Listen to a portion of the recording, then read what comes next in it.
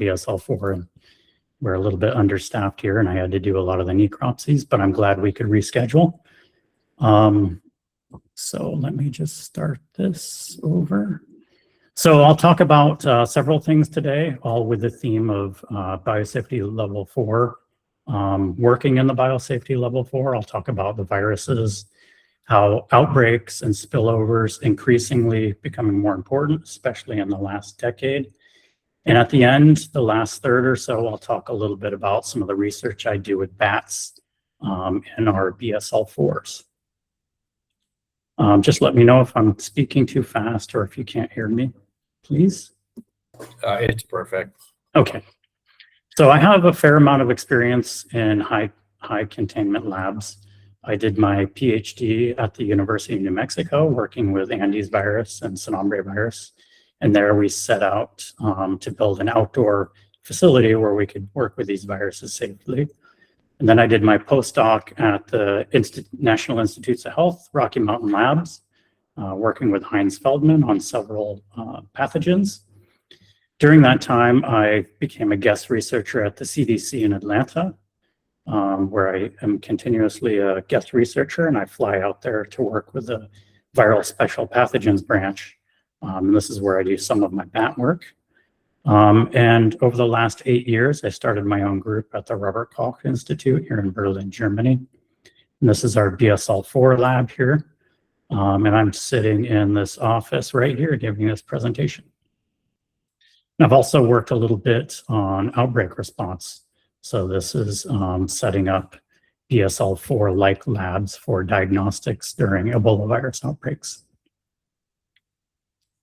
So just talk a little bit about the labs and the risk group levels. So the risk group is associated with how dangerous a virus is. So the vast majority of viruses are handled in biosafety level 2. So these are risk group 2 viruses.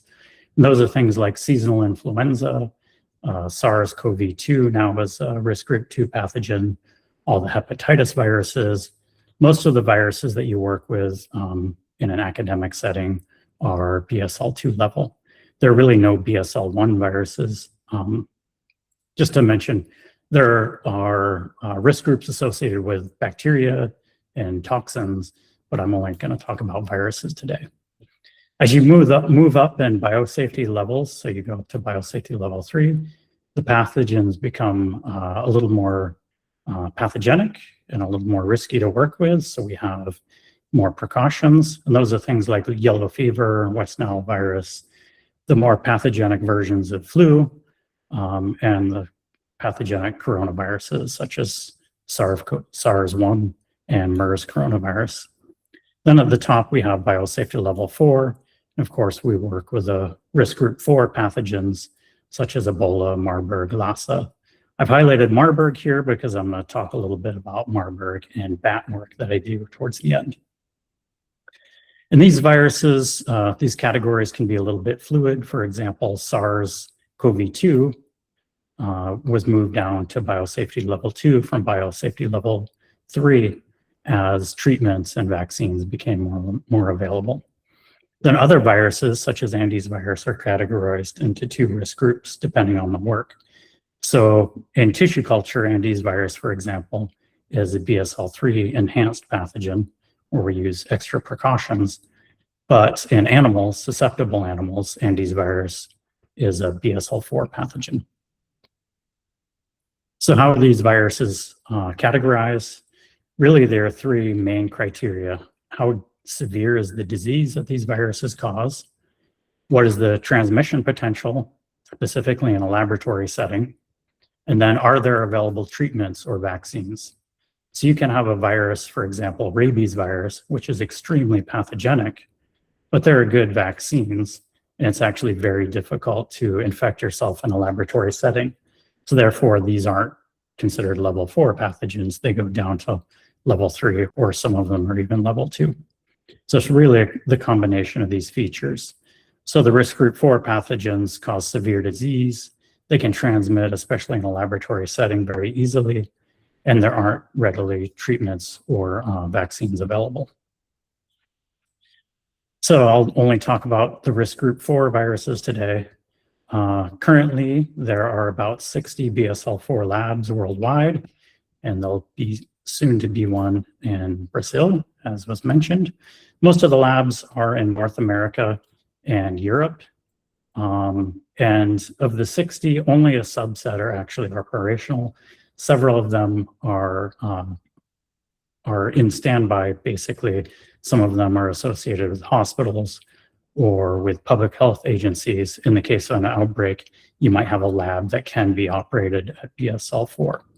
But really only 20 or 30 are actually active in research or diagnostics at any one time.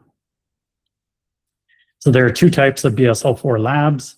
There are glove box labs, which, as the name suggests, you work in a glove box that's sealed with HEPA filters, and you put your hands in these large, thick rubber gloves, and you work with infectious agents inside the glove box. And you still wear protective suits just in case there's a breach, but there's much less infrastructure here. And of course, this is very cumbersome for large scale work. And most of the glove box labs are for diagnostics. The vast majority of labs are suit labs, and that's what I've worked in primarily. And that's where we use a positive pressure suit that we connect to these air hoses, and the room is sealed. It's an airtight room with very extensive ventilation systems that keep the lab in a negative pressure. Some of these labs actually, you can perform animal work, such as our labs, ranging from mice to cows. Our lab is a little bit smaller here. We can only work with animals up to the size of guinea pigs and potentially ferrets. So next I have 3 short movies that give you an idea of what it's like to work in the BSL-4. And these movies are actually put out by us, and they're available on YouTube as kind of a way so the public can see what's going on in our labs. So we've had very good response to these. This first movie shows what it's like to check the integrity of our suits that we wear. So our biosafety officer here will come in to our suit room after he's changed into the scrubs. And every week we have to test the integrity of our suits. So we take our suits down from the rack. We replace the gloves every week with new gloves. We seal the outlets and we inflate the suits with air. And we check to make sure the air is not escaping from the suits, especially in the face and zipper regions. And we make sure the gloves are intact. Then we're ready to enter the BSL-4, so we can wear communications. We wear 2 pairs of gloves under our suit gloves. The communications allow us to talk to each other. And in our lab specifically, we can talk to a control room that has engineers helping us operate the lab. And then we're always connected to air. The only time you're not connected to air is if you have to disconnect to move across the room or into another room. So this next movie is showing kind of what it's like to work in a biosafety level 4. And we do routine work that you'd normally do in BSL-2, but of course we have to have extra precautions as far as safety, wearing suits, so it's a lot more cumbersome. All of our cells and viruses are stored in either liquid nitrogen or -150 freezers. And these are all secure facilities, so we have key card access, so not anybody can walk in. We have normal tissue culture hoods, everything you need for cell culture, microscopy. Our lab actually has a live cell microscope, so we can do real-time infectious work. Here is just demonstrating virus titrations. So everything with infectious viruses is performed in a biosafety cabinet as another layer of protection.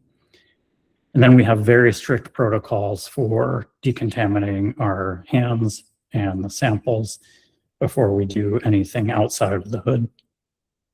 And then, as I mentioned, we have normal documentation for microscopy. Our system is in a separate IT system, so we have to either fax or put everything on a specific server for security reasons. And then this last 3rd movie is what it's like to exit the lab. So we have a special system where we enter a suit room and then we enter an airlock. And this airlock serves as a shower, a decontamination shower on the way back out of the lab. So normally you'd walk through this shower as an airlock, enter the lab, do your work, and then you take a 6 or 7 minute shower using a chemical called microchem that kills envelope viruses. And that's where you do a lot of your heavy thinking, come up with new ideas for experiments, or forget that you have to go back into the lab because you forgot to close an incubator. So this is our lab chief exiting the lab. You hang up your suits and then you take a personal shower and you can leave the lab. So there are three main purposes of this lab, and one is to restrict access. Of course, you don't want the public or anyone else coming in, so we have very tight access controls. The other purpose is to protect the environment, so there's a lot of engineering controls in these laboratories as far as sealed doors. There's hundreds of HEPA filters, and then everything is exhausted through a main system, and all the liquid waste gets autoclaved in these cook tanks and then goes into the normal wastewater. And of course, the third goal of a BSL-4, it's designed to protect the workers.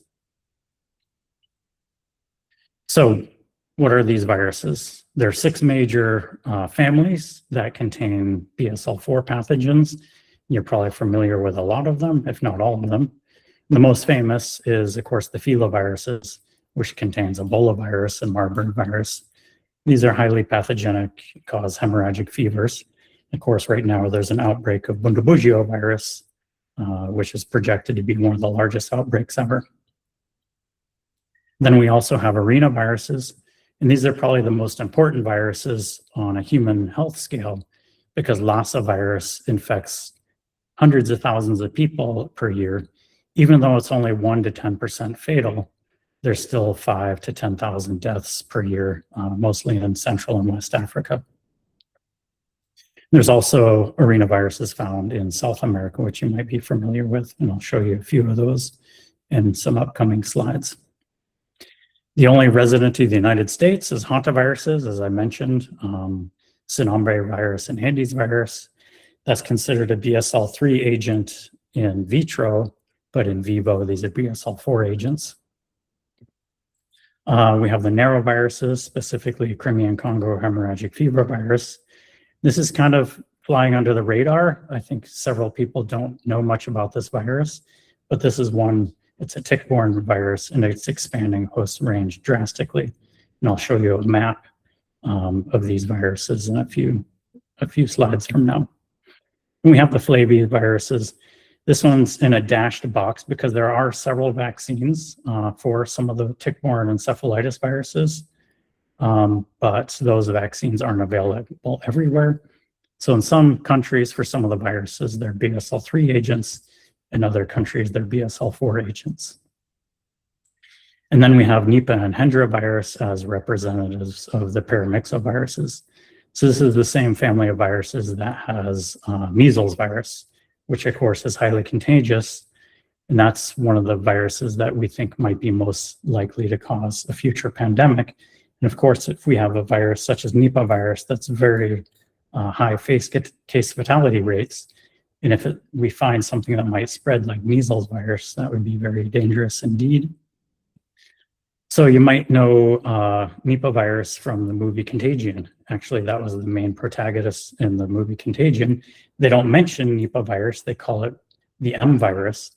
But a really cool thing is if you look about a half hour into the movie, there's a researcher that's looking up the sequence of their newly sequenced M virus. And you can see actually on their screen, they have Nipah virus. And if you look up the succession number, it's actually the Nipah virus that Brian Harcourt isolated while he was at the CDC in 1999. So that's really cool that the movie really recapitulates what's seen for Nipah virus. It's actually a fairly accurate movie if you are interested. So these viruses are increasing in spillover. Many of the risk group 3 and 4 viruses are increasing. So on the left, you can see a graph showing some of the filoviruses, SARS-1, Nipah, and Machupo virus, and the reported events. So over the past couple decades, you see a drastic increase in spillover. On the right, I have a graph of Lassa fever in Nigeria, and you can see over the last decade or so that Lassa fever, which is caused by Lassa virus, is increasing dramatically. And that's not just happening in Nigeria, that's happening throughout Central Africa and West Africa. So I plotted all the what we know about filovirus outbreaks on graphs. So what you see here on the left is the annual filovirus outbreaks, basically how many outbreaks there are for a given year since their discovery. So Marburg virus was discovered in 1967, Ebola virus was discovered in 1976. And since then, you've had very sporadic outbreaks. But over the last 6 or 7 years, you've had 17 outbreaks. And that's more than the past 30 or 40 years previously. So there's a massive increase in the number of filovirus outbreaks. If you look at just Ebola viruses and you look at the caseloads, so all of these outbreaks I've plotted, you can see that some of these outbreaks, especially the more recent ones, are massive in scale. And this is the new Bundibugyo Ebola virus outbreak. And it's projected that this will probably exceed the 2013 to 2016 outbreak. So I don't expect you to be able to read these viruses, but these are, this is a very nice graphic. You can find it at uk.gov.uk. And this shows spillover of emerging viruses since 2003 and shows their geography and how they're expanding. So in blue, you can see these are newly identified viruses. So for example, the avian influenza virus, Bourbon virus, Basque Congo virus. These are new viruses since 2003. And in this kind of brownish red color, these are viruses that we know about, but are being found in new countries. And what I've done is added these red stars for the risk group 4 pathogens. So you can see not only are we discovering new risk group 4 pathogens, a lot of these viruses and diseases are expanding geographically, especially Lassa virus and Marburg virus, which are expanding throughout Central Africa. And I mentioned previously Crimean Congo hemorrhagic fever virus, which is a tick-borne virus, which causes encephalitis and hemorrhagic fever. And this is expanding into Central Europe. So we've had cases in Portugal, Spain, France. There was a case recently in Greece and Northern Macedonia. And some of these cases were fatal. So as the ticks are moving northward, they're bringing viruses with them. And I wonder what this will look like in the next 10 years, since this is only since 2003. I think this is going to expand even more drastically as the vectors expand and there's more and more contact with animals that carry these viruses. So in South America, you have several risk group 4 viruses. For example, Chaparral virus. Hide this.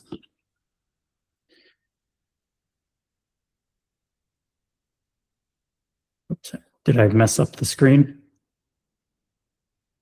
It is still on the emerging viruses. Okay, I clicked so I can see the people now and not my own screen, but I have a copy of it here. Okay, in South America, you also have several risk group 4 viruses.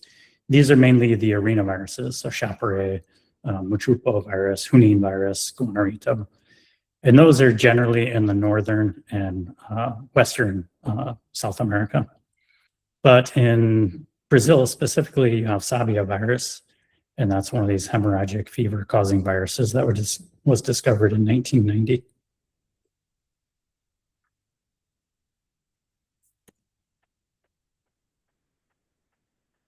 Okay, so some of the characteristics of these risk group viruses, they have several things in common. One is that they're all RNA viruses, either positive or negative sense RNA viruses, and they're all zoonotic, so they all come from animals. All of the risk group 4 viruses are enveloped. So you can see here, this is Marburg virus that's budding from this brown host cell. And as it buds through the surface, it steals some of the envelope from the host cell. So it's coated in this envelope. They're very small viruses, anywhere between 4 and 10 genes, and they only are about 10 to 20 kilobases in size as far as their genomes. This is just a representation of Marburg virus, the 7 genes that they have in a single segment of negative sense RNA. So this is Sinombre virus, which is an Andes virus, a representation. So it's also a very simple virus, or seemingly simple. It has 3 segments. It only encodes 4 genes, and the genes are the nucleocapsid, the 2 surface glycoproteins, and they also have this polymerase that's necessary because our cells don't have an RNA-dependent RNA polymerase. And they're carried by rodents and spill over to humans, causes this very fatal hantavirus cardiopulmonary syndrome that many of you may know about. There's several hantaviruses that cause disease actually in Brazil as well, you probably know. And their genome is very small, 12.3 kb. If you type this genome out, you could fit it all on 3 pages of copy paper. You can contrast that to the human genome. So if you type the human genome out, 1 haploid version would stack in papers to 80 meters, 262 feet. I'm not sure if you use meters in Brazil or if you measure everything by Chrysler Redeemers, but you'd have 2 Chrysler Redeemers worth of papers if you're looking at the human genome, where you'd only have 7.5 times 10 to the minus 6 Chrysler Redeemers for hantaviruses. So it's super small. You would think it's very simple. And that's what I worked on for my PhD, and I'm still working on Andes virus. So we set up this outdoor lab. Little did I know, I really didn't figure out that much in the first 20 years of working with this virus, even though they're so simple. They are simple, but they're incredibly economical. So what are the things a virus must do? They have to enter specific cells. So you might have a virus that only enters macrophages, for example, or endothelial cells. They have to hijack the host's machinery to be able to replicate. Of course, they have to assemble and bud from these cells. Then they have to transmit efficiently enough to be maintained in nature. So, for example, you have a bat virus. It has to be able to transmit to another bat at the right level so it can be maintained and not kill the bats. So, of course, the viruses can't kill the reservoirs or they die out in nature. So they've co-adapted over thousands of years, or at least hundreds of years, to live in their natural reservoirs. And they do all of this while evading or antagonizing the immune system. And of course, they learn to antagonize the immune system in their natural reservoirs, and accidentally they can antagonize in us. So I think when I think of these viruses, I think of these proteins and these genes as multi-tools. So they're extremely complex, even though they have very few proteins. So this is Ebola virus with its 7 genes and encodes about 10 proteins. And these proteins all have multiple functions. Not only do they work in concert in the virus itself, but they also have to bind host proteins of the host cell, and several of these proteins are able to shut down the immune system. So so it's really hard for these viruses to mutate around some of these capabilities. So even though RNA viruses have a very high mutation rate, they're not just free to mutate, because if you mess up one of these functions, for example, if you mess up this on the multi-tool, it's not going to be able to do its job, and the virus is just going to die out. So even though they're very small, they're incredibly smart and economical. There are many challenges, of course. Why do these viruses cause human disease? In their natural reservoirs, they're almost completely benign, but as soon as they go into a human, all of the risk group 4 viruses cause massive disease. We still really don't understand that. We can describe what the disease is. We have some ideas, for example, that our immune system's out of control, but we really don't mechanistically know why that is. For some of the viruses, we don't know their animal reservoirs. For example, Ebola virus, we've never found the natural reservoir. We presume it's bats, but after 50 years of looking, we've never come up with the Ebola virus reservoir. We don't really understand spillover that well. What drives these spillover events and why are they increasing? And of course, one of the main goals is developing vaccines and treatments. So in my lab here, over the last several years where I've worked in other labs, I have many models where I can look at some of these phenomena. So I have a model of needle mouse, which is the Lasso reservoir. I work with a couple species of bats, and I work with rodents, which are reservoirs of hantaviruses. So I want to go a little more in depth in bats and Marburg virus for the next part of the talk. So let's talk a little bit specifically about bats as reservoirs of some of these zoonoses. So bats are really unique, and they have a very unique combination of features. So there's 1,500 species of bats approximately, and the 1,500th was just found about a couple weeks ago. So that's over 20% of the mammalian species on the species level. They're the only mammals capable of powered flight, and there's a hypothesis that this is incredibly taxing, and they must have better DNA repair mechanisms to deal with this flight and the costs of flight. They have a lot of differences in their immune system. You can look at this genomically or transcriptomically and align their genomes with the genomes of other animals and show that there's gains and losses of specific immune genes. And some of this seems to have co-evolved with the ability to fly. They have very diverse metabolism. So some bats are homothermic, others are heterothermic. So they're almost cold-blooded. They can change with the ambient temperature. Some of the bats undergo torpor, so they do these short bouts of hibernation. They have a very diverse ecology. Some bats migrate. They have a diverse diet, insectivorous. Some eat fruit, frugivorous bats. Some pollen. There are fish-eating bats, frog-eating bats. So they're extremely diverse. Some roost in trees, caves, large colonies, small cave colonies. So they're extremely diverse, and these are all features that viruses can either take advantage of to be a host or to be hosted by bats, or things that these viruses must overcome to be able to break into these bats and become a reservoir virus system. So bats seem scary, and if you were a bat, you'd be pretty disappointed with some of the press you've been getting recently. So you have all these articles, especially in the last 10 years or so, that bats carry all kinds of nasty viruses. Why do they carry so many viruses? Why do they spread so many diseases? But if you look at the hard data, actually bats aren't that unique. Here, there's a nice paper where they've plotted the richness of the taxa. So for example, birds, bats, rodents. So how many species are in each group? And you can look at the number of zoonotic zoonoses that they contain. And this is kind of on a continuum. Actually, bats are a little bit below the trend line.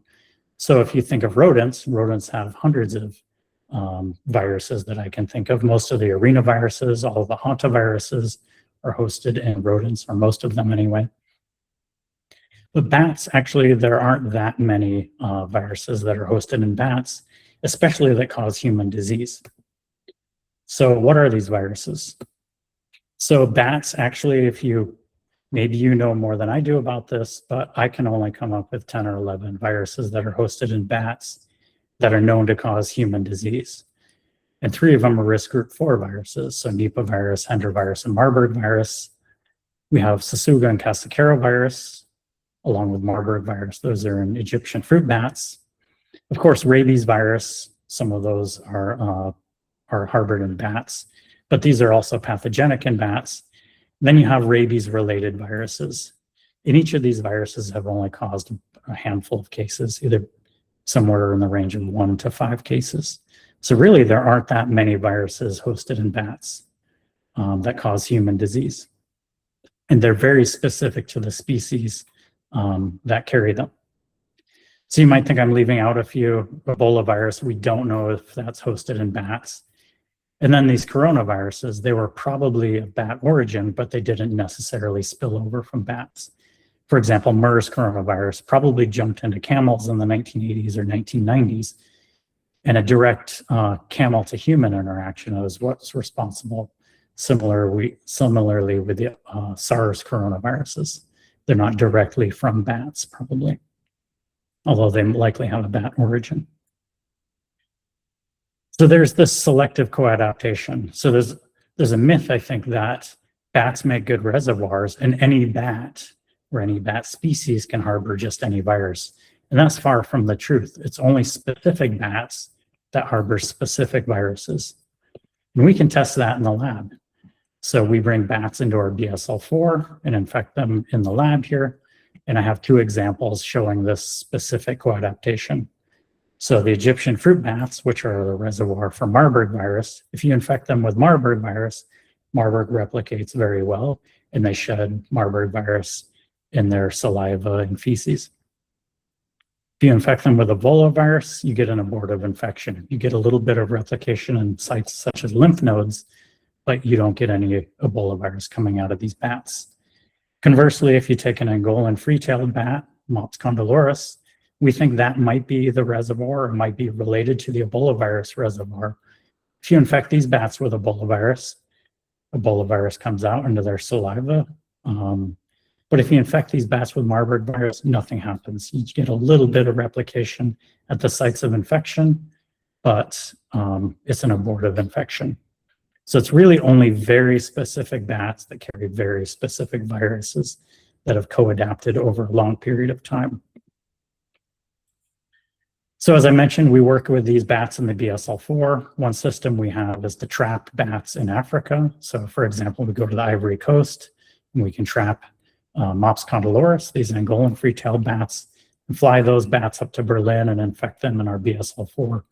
We can also work with Egyptian fruit bat colonies. And that's what a lot of my work has been over the last several years.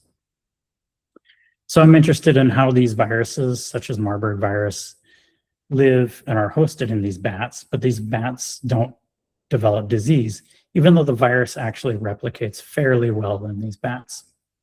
So I do things like infect bats with these viruses and look at their immune system. So one of the studies that I'll show you is where I compared the transcriptional responses in bats to that of non-human primates or humans in response to Ebola virus infection or Marburg virus infection. Then I do things like modulate the immune system of these bats to see if their immune system is really what keeps the virus in check, or are they simply just tolerant to these viruses. So a little bit of data here. This is a study that we completed about 2 years ago. And what we did is we looked at all the non-human primate and human data in response. So this is transcriptional data in response to filovirus infections. In each column, or each group of columns between the gray lines is a different study.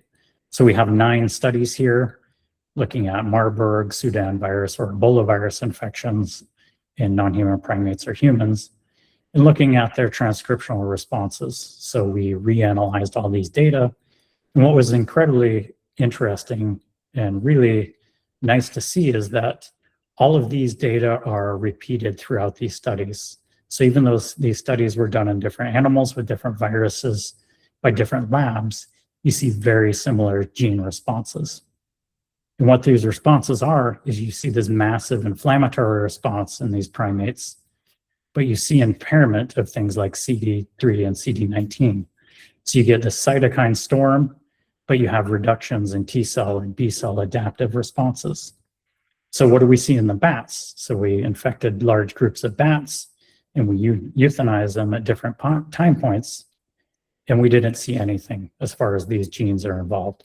We did see some responses in these bats, but these were innate immune response genes and some other genes.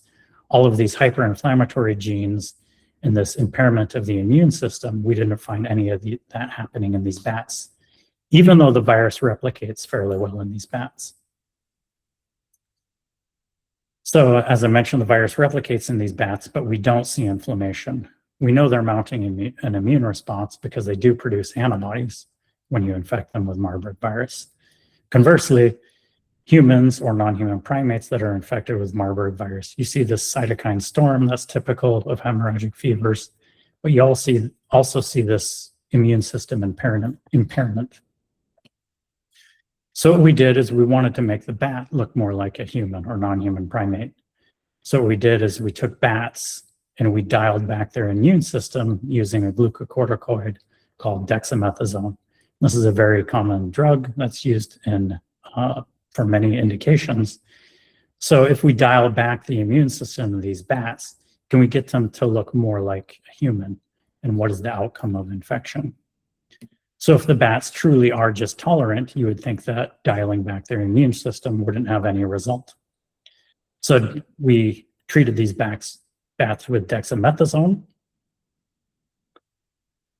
And at the same time, we infected them with Marburg virus. So dexamethasone really shuts down their immune response. And this is a drug that you'd give to a human at high doses, for example, during tissue transplant, so you don't reject your tissue. So if you're getting a kidney transplant, for example, you'd be on a glucocorticoid like dexamethasone to prevent hyperinflammatory immune response and rejection. So what happened in these bats was very interesting. So Marburg virus alone causes no disease in these bats, even though it replicates a little bit. But if you treat these bats with dexamethasone concurrent with Marburg virus, you get massive disease. You get necrosis in these livers. This is just the gross pathology.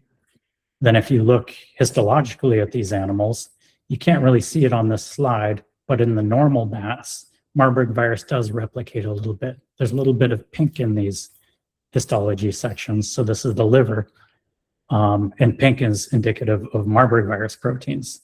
So you get some replication in these bats, but if you treat these bats with dexamethasone to dial back their immune system, you get massive virus replication and destruction of the liver.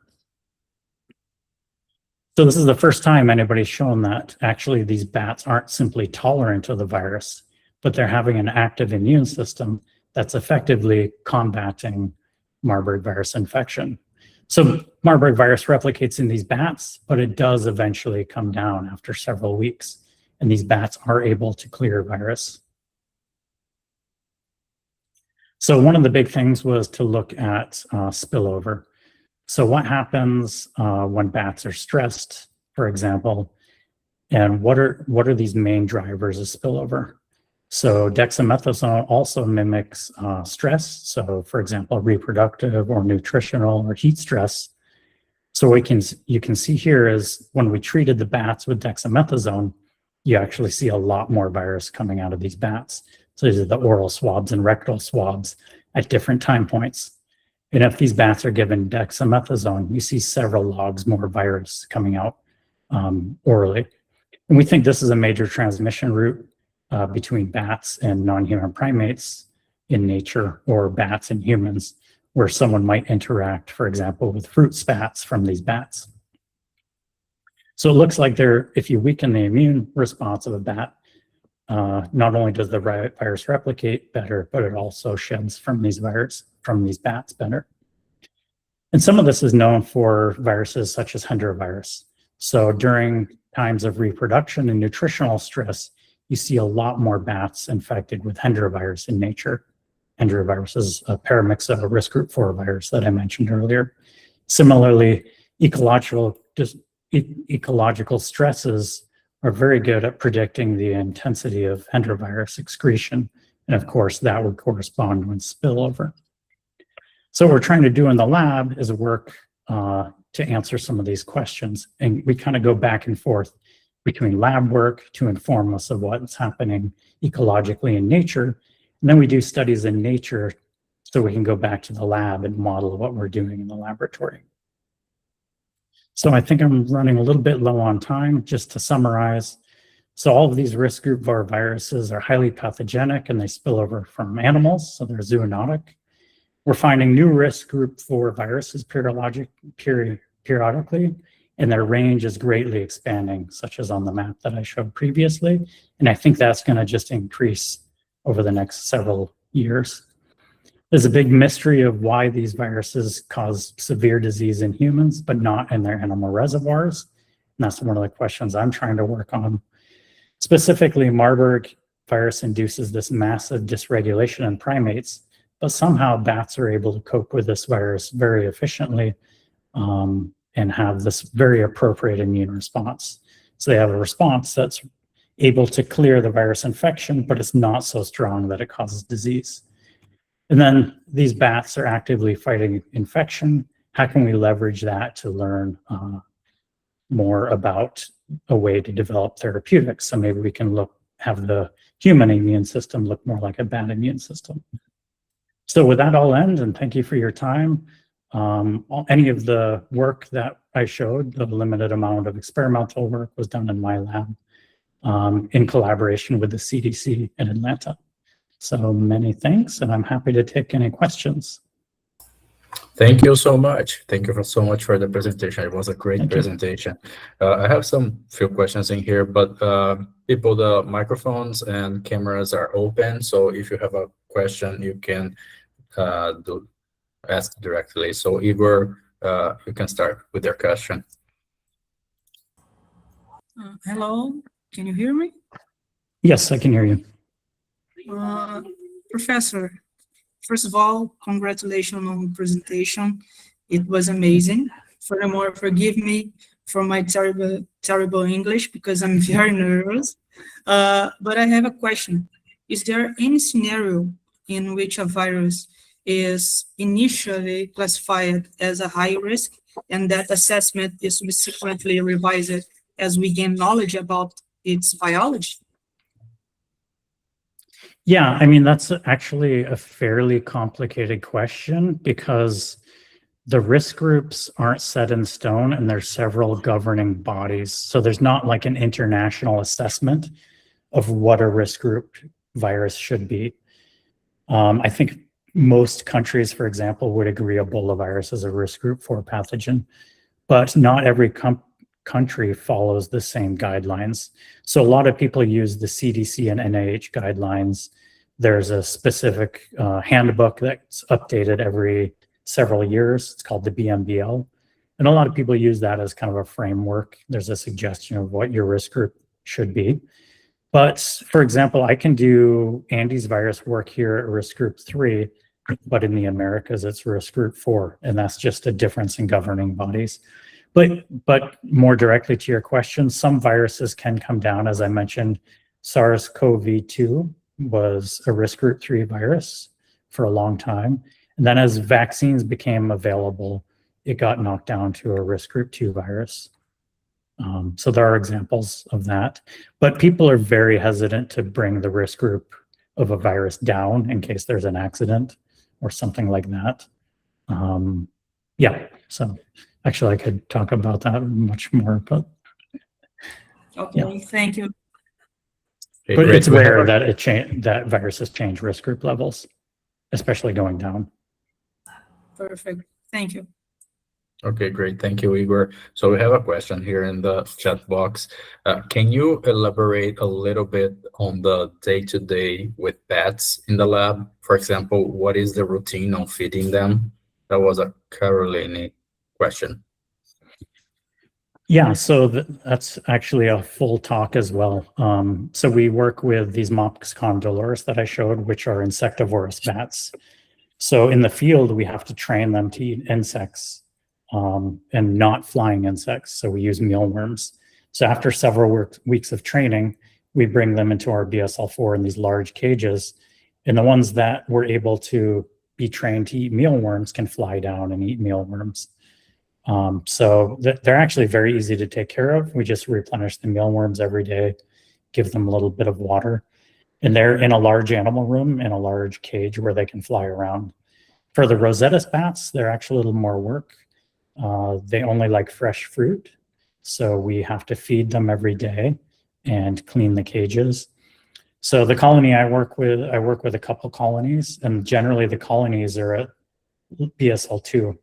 And then when you're doing an experiment, you bring the groups of animals into the BSL-4 for the actual experiment. And they're placed into cages, and you have to go in every day and feed them and clean their cages. And then for infectious work, we just wear heavy gloves and we grab the bats and bring them into the section room where we do the manipulations. And for any injections, we hold a nose cone with isoflurane to their snouts, and we can, anesthetize them that way and work with them like you would an anesthetized mouse. Then as they wake up, we just bring them back into their cage and we hold them until they're able to fly again, and then they fly away and hide in the corner. Hopefully that answered your question enough. That's great. I have a question. I have a kind of curiosity. What happens if there's an accident while working in a BSL-4 lab, such as loss of pressure or a tear in the protective suit? What is the procedure for that? Yeah, we have handbooks and handbooks full of protocols for most of the scenarios you can imagine. So it's really dependent. There's a whole risk assessment for every case. So for example, you brought up the breathing air. We have backup bottles of breathing air. So we have a compressor system where bottles are continuously being filled. And then if that goes down, we have backup bottles that can manually be opened. And we have enough time for 10 people to exit the lab over several hours.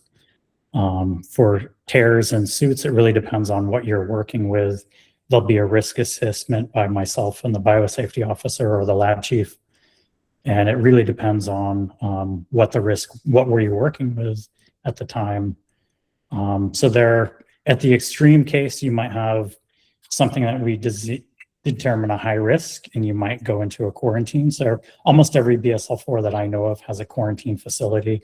So across the street, we have the Charité Hospital, and there's a room for us. So if something really goes bad, you go to that room and you spend 21 days in that room. Wow. That's never happened, but that would be the worst case. But we do have holes in our gloves regularly, and we do an assessment on, what were you working with? Did it go through your second or third pair of glove? Did it actually reach your hand? So there's many, many protocols for. Okay. And is there any requirement for the number of researchers during one experiment to go inside the BSL-4 facility? Yeah, and that's mainly air handling. So our facility, we're allowed 10 people, and that's how much the compressors can handle for air, and how many people you'd be able to safely evacuate through the decontamination shower. So we shower 2 at a time. It takes about 10 minutes. So we have a limit. But this is the maximum of the researchers that you can have inside. But what is the minimum? So can you go inside by yourself or not? Yeah, so we have a buddy system. So you either have to be in the lab with a buddy, or we have to have someone in the facility with a phone that's ready to respond and go in an emergency. So that buddy has to have their access card with them, their suit has to be ready, and they have to be able to go in at a moment's notice. So pretty much all labs that I know of have a buddy system. Several require 2 people to be in at one time. Okay, perfect. Yeah. And I have another question. You showed a graph with the number of Lassa virus cases, but the number of suspected cases were way higher than the number of confirmed cases. Is that because Lassa is difficult to confirm, or because the suspected cases were eventually ruled out?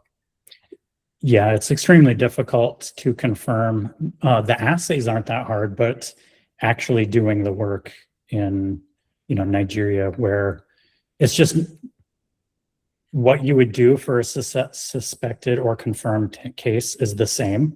So there's not a lot of effort in actually coming up with that diagnosis.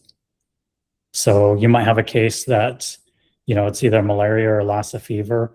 You get treated for malaria, and if it was Lassa fever, there's nothing you can do about it anyway. So they give you malaria treatment.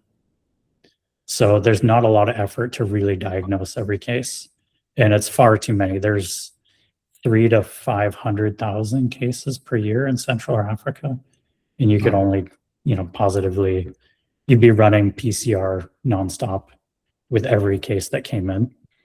So are they all PCR based cases? Most of it these days are PCR based, and then it'd just be a massive infrastructure to positively diagnose every case that you can't really do anything about anyway.